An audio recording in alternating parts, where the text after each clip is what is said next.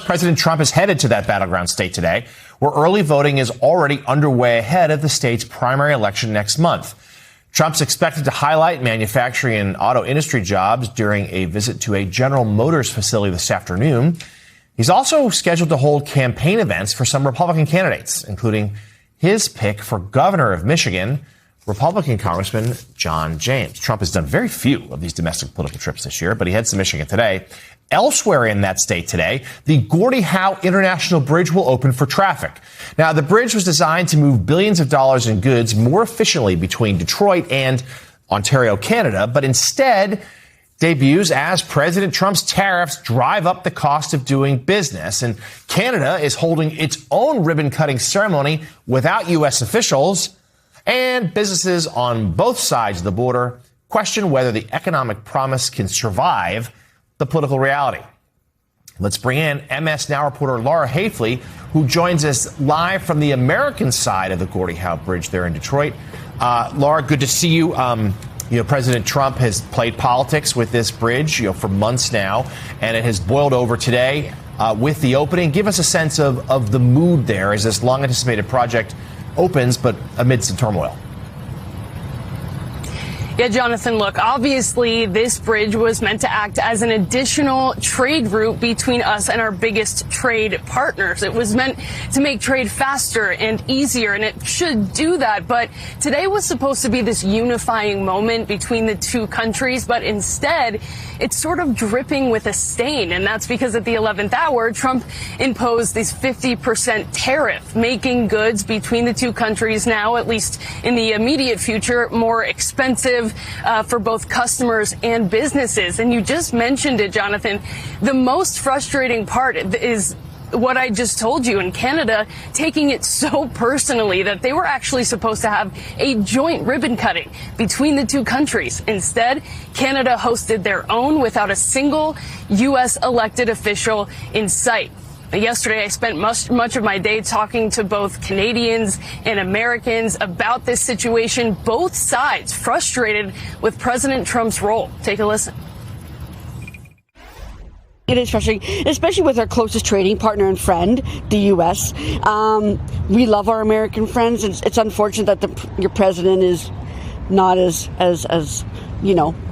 kind and considerate to his Canadian friends as his local closest trading partner. I know that there's been delays because of political threats from our side and a lot of tit for tat going on. I know Canada held their big grand opening of the bridge last week, and it's really a shame that all this political grandstanding kept us from having a really nice joint ribbon cutting grand opening. Yeah, look, these delays actually go back about a decade between construction delays, the pandemic, but most recently, President Trump didn't like what he read in the original 2012 agreement, which said that Canada would pay for the whole thing. They would collect their money from tolls until they made up for that bill, and Michigan would later receive a share of the profits. The revised agreement, Canada still funds construction. They'll collect tolls, but Trump says the U.S. federal government receives 50% of eligible profits for 15 years, and Michigan will have to wait. So there's a lot of drama surrounding this bill, or this bridge, but look, neighbors are excited that this is happening. They do know that it will help, and it's not just for trade, it's for the community, a place like Detroit that really needs to support their small businesses. So hopefully in the long run, this will be good for neighbors. Jonathan. MS Now reporter Laura Hafley, live for us in Detroit. Thank you so much. Let's now bring in co-founder and CEO of All In Together, Lauren Leader, Pablo Torre, and Jen Palmieri back with us as well. And Jen, let's talk Michigan. Because a lot of things happening there at once, and you also love Michigan. We have the Democratic primary next week in the Senate race, so highly anticipated. Obviously. There's a debate tonight, I believe, in that race. We have Trump making a rare domestic political trip to that state, showing its importance. And the backdrop, of course, is this. That bridge is now a visible reminder. It's physical. We can see it. Yeah. A reminder of his trade war and why it's not working for most Americans. Yeah. And when you go to Michigan, you still see even the furniture stores will advertise about tariffs, right? Like it's a very present thing. He's not very popular there. People are really frustrated there. I don't really understand.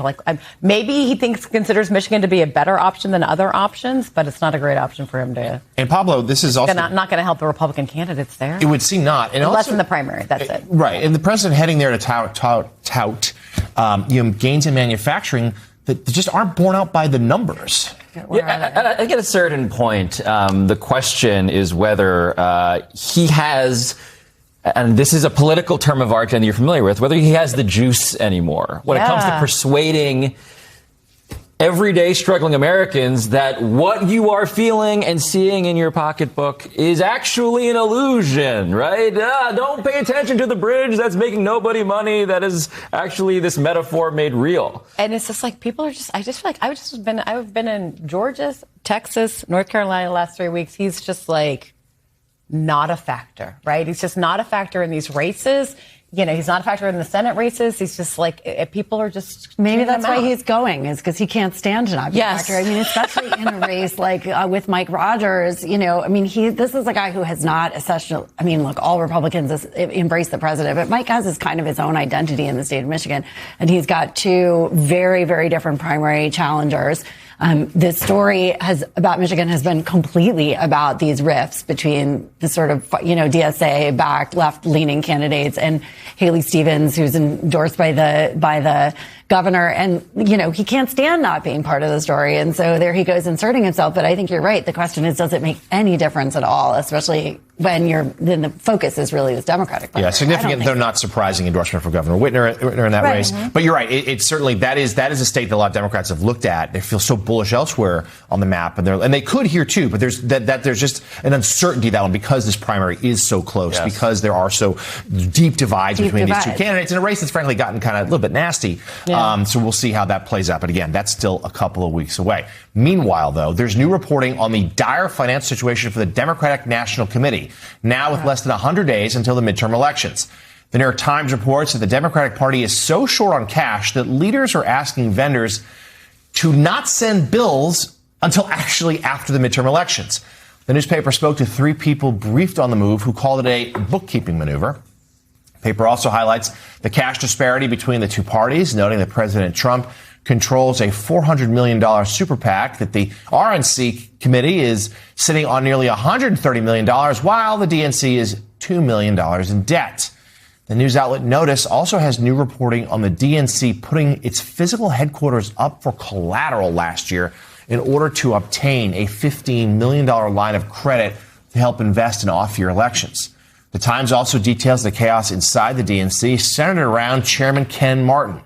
According to interviews with more than 24 Democrats, Martin, the paper finds, has found himself increasingly isolated, gripped by the fear that he will lose his job and relying on a vanishingly small circle of people he trusts. Also reporting from a couple of different outlets that there's an incident where he probably threw a phone at a desk. It's unclear how hard he threw it, but still threw a phone at a desk. Not the kind of thing you do. Look. Yeah, exactly. Not a good look. I mean, listen, the DNC has had issues for a very long time. Let's be honest about it. And there's a lot of reasons for it. Do I think that Ken Martin has been the visionary transformational leader? No, I don't think anyone would say that. He was elected to that post by insiders and, by his peers. It's a very complicated process when you don't have a president a Democratic president in office who then appoints somebody. So it's a very different time. But look, what's different on the Democratic side is that you have all this whole other universe of Democratic organizations that do a lot of the work that people think the DNC should do. That's the Center for American Progress. That's groups like Emily's List. That's all these other groups which don't exist in the same way on the Republican side. So it's a lot easier for them to channel all their resources into the president's super PAC and into the RNC. The Democrats have a very different landscape.